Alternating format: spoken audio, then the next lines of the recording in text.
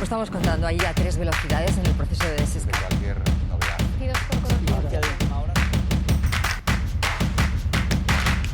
Los centros de salud, la primera línea de protección frente al coronavirus, advierten están al límite y algunos a punto de colapsarse. Hay más EPIs, más capacidad para hacer PCRs, pero falta personal y muchos han asumido además labores de rastreo. Las fuerzas de los sanitarios están al límite también tras lo peor de la pandemia. Los centros están saturados ya en el País Vasco, Aragón y Cataluña, pero especialmente preocupante es la situación de Madrid, según la Sociedad Española de Medicina Familiar. A los pacientes en cuarentena se suman los que acuden con síntomas compatibles con el virus y los que tienen, por supuesto, otras enfermedades. Y quedan 20 días para que empiecen las clases y seguimos sin saber un día más cómo va a ser el nuevo curso escolar. Varias comunidades han pedido al Gobierno que se convoque ya la conferencia de presidentes autonómicos para tratar este asunto, pero esa reunión de momento no tiene fecha. La última que se ha sumado es Galicia. Alberto Núñez Feijóo pide consensuar cuanto antes las medidas. Pues hemos entrado en un instituto y en un colegio donde nos han contado qué problemas tienen para cumplir unas mínimas medidas de seguridad y aseguran que la mayoría de las comunidades no tienen instrucciones claras sobre qué hacer si hay algún positivo. En Madrid, los sindicatos han convocado una huelga de profesores en los primeros días del curso escolar. Madrid y Barcelona siguen haciendo cribados en las zonas con más contagios. Hoy comienzan también a hacer esos test en Melide, en A Coruña, pruebas aleatorias para detectar asintomáticos que suscitan dudas entre los expertos en salud. ¿Son eficaces? ¿Sirven para controlar los contagios? Les hemos preguntado y dicen que funcionan si se combinan con otras medidas de rastreo. Y Europa afronta la vuelta de septiembre con estrategias dispares para evitar los contagios. En el Reino Unido no habrá que llevar mascarillas en el trabajo. Francia las hará obligatorias en las oficinas. Irlanda y Países Bajos se han decidido que las reuniones en las casas no puede haber más de 6 personas porque se cree que es que en el hogar donde hay más contagios. Y en Zaldívar, los forenses han confirmado que los restos óseos encontrados en el vertedero son de Alberto Sololuce, uno de los 2 trabajadores desaparecidos en el desprendimiento hace 6 meses. Un tribunal de apelación de Estados Unidos concluye que el Museo Thyssen es el dueño legítimo de este Camille Pissarro. La familia lo reclamaba por un posible expolio nazi, pero la sentencia ratifica que el barón Thyssen no sabía lo que había ocurrido con el cuadro al comprarlo en 1976.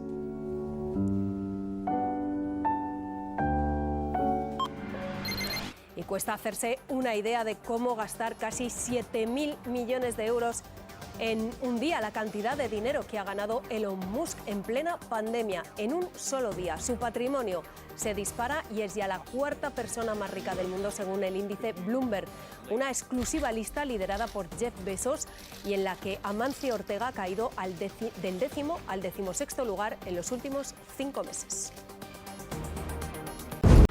Un minuto de silencio en Palma en recuerdo por el primer médico fallecido en Baleares tras dar positivo por coronavirus. Era alemán, tenía 59 años y era traumatólogo.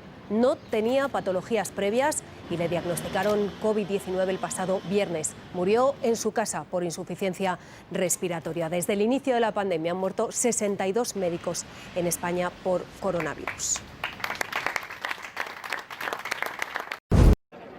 España tuvo uno de los confinamientos más duros y eso dio sus frutos en las estadísticas. Pero las prisas por llegar a la nueva normalidad, con algunas comunidades quemando las etapas antes de tiempo para reactivar la economía, se ha traducido, según los expertos, en brotes descontrolados. La desescalada rápida ha tendido a un afán de incentivar el turismo, entendible por el impacto que tiene el turismo en este país. Turismo para hacer el agosto y recuperar los meses de parón han podido conducir a ser más indulgentes con la hostelería y la restauración. Esas relaciones sociales o el ocio nocturno, bueno, pues podían estar en cierto modo justificados, teniendo en cuenta que se incentivaba también el turismo, ¿verdad? También influye la manera social y cultural mediterránea de relacionarnos, aunque en Italia o en Grecia es parecido y tienen menor incidencia. En las sociedades del sur de Europa pues tenemos digamos, una tendencia, ¿no? Y unas estructuras familiares donde se suele compartir más la vida con la familia, sobre todo en esta época en la que estamos, en la época estival. Otro de los posibles fallos es que algunas autonomías han ido adaptando sus recursos a medida que surgían los brotes. Las diferentes comunidades autónomas fueron cogiendo, probablemente a diferentes velocidades, esa estrategia de detección. También hay que sumar que tenemos menos rastreadores que otros países. El número de rastreadores también ha podido ser inferior. Se ha estimado en no cada 12.000, probablemente hace unas cuantas semanas, unas 3 veces inferior al que tenían países como Alemania. Y otro factor, cada vez se hacen más cribados. Pues se está haciendo una búsqueda más activa, ¿no? Frente, por ejemplo, a Malta, que creo recordar que también tiene una incidencia acumulada muy alta. Este cóctel de factores es el resultado de una incidencia que bate el récord en Europa y que sigue en aumento. Manifiesto en defensa del reinado de Juan Carlos I. Más de 70 exministros y exaltos cargos del PSOE, PP y UCD han firmado un documento en el que piden respeto a la presunción de inocencia y mantienen que don Juan Carlos fue y sigue siendo, dicen, el motor del cambio que facilitó la transición de la dictadura a la democracia. Entre los firmantes, Alfonso Guerra, Rodolfo Martín, Soledad Becerril, Esperanza Aguirre y Ana Pastor. Los sindicatos convocan huelga de profesores en Madrid coincidiendo con el inicio del curso escolar. Denuncian la inacción del gobierno regional ante la falta de medidas para garantizar la salud de la comunidad educativa. Las fechas de la protesta son el 4 de septiembre en las escuelas infantiles, el día 8 en infantil y primaria y centros de educación especial y el día 9 en los institutos de educación secundaria y formación profesional.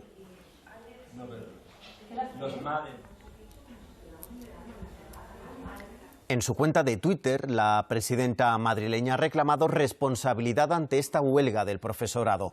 Dice Díaz Ayuso, estamos ante la situación más difícil, dice, en décadas. Todas las comunidades autónomas pensamos cómo hacerlo mejor, dice, para nuestros alumnos y profesores.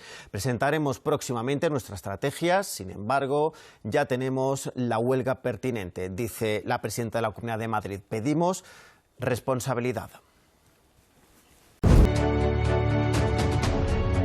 3 de la madrugada en Mali. Los militares responsables del golpe de Estado prometen en un mensaje televisado una transición política civil que conduzca a unas elecciones generales.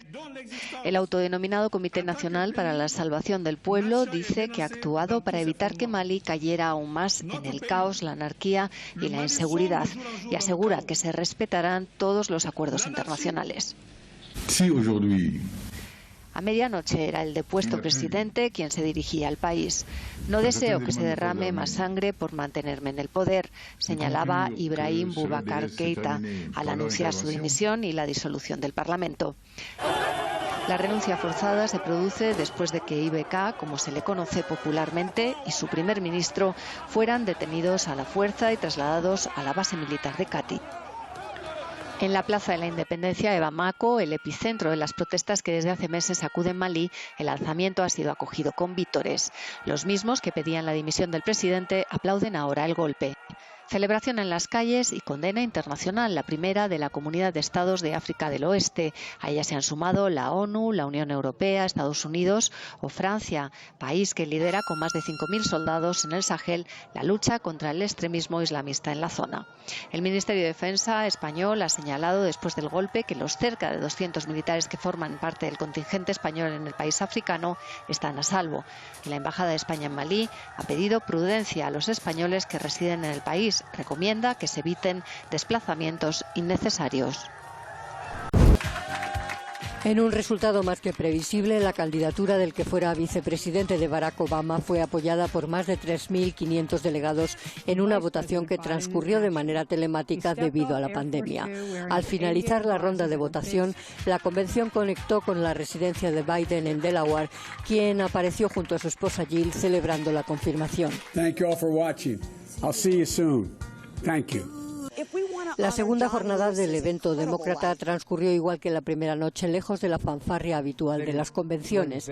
Este martes intervinieron los expresidentes Jimmy Carter y Bill Clinton, con la estrella emergente del partido, la congresista Alexandria Ocasio-Cortez, y con la aparición inesperada del exsecretario de Estado republicano Colin Powell.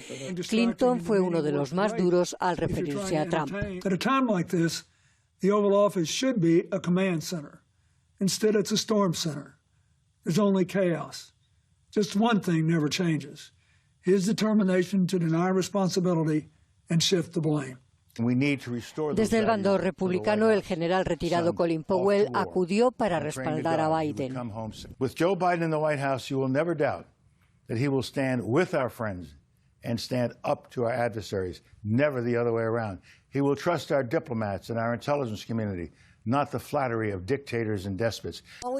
La noche la cerró la esposa del candidato, Jill Biden, quien destacó el amor y la compasión de su marido para unir a un Estados Unidos dividido por el gobierno de Trump. This honest leadership to bring us back together, to recover from this pandemic and prepare for whatever else is next.